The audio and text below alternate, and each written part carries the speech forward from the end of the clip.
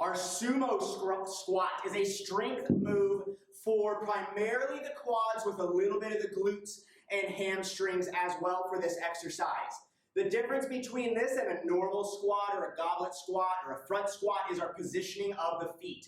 Whenever you see the word sumo in the title of an exercise, like a sumo deadlift or a sumo squat, it means our foot positioning is going to be nice and wide in a sumo stance. So typically just outside of shoulder width. When our feet are this far outside of shoulder width, you're going to typically want to rotate those toes to where they're facing out just slightly in order to keep the track of those knees directly in line with those toes. So let's grab our weights here. You can do 2 dumbbells for this against the chest, 2 dumbbells up on the shoulder. You can do 1 dumbbell in a goblet position, completely up to you. I'm going to be demonstrating with that 1 dumbbell in that goblet position against the chest. So again, feet nice and wide, sumo stance, outside of shoulder width, toes slightly pointed out. Keep that chest up as we push those hips back. Get down nice and low into that squat.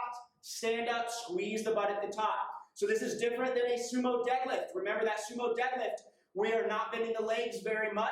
We're instead pushing those hips back, and you can see my upper body is getting down more close to parallel with the floor as I go into this movement. For this one, we're keeping that chest up and bending at the legs more for that sumo squat. So make sure you know the difference between those 2 exercises as far as that upper body positioning. Key things to remember on this exercise. Number 1, what I just showed you, the difference between a sumo deadlift and a sumo squat. So remember, legs bend, chest and posture are staying upright throughout that movement. Another key thing to remember on this exercise is that sumo stance means nice and wide. Challenge yourself with that width just outside of shoulder width.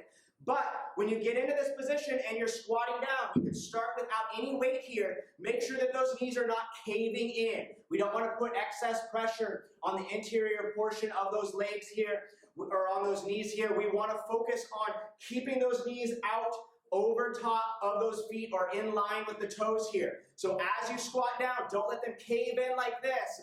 Push them out to where they're in line with those toes, and we're transferring that force instead onto those muscles. Start off light.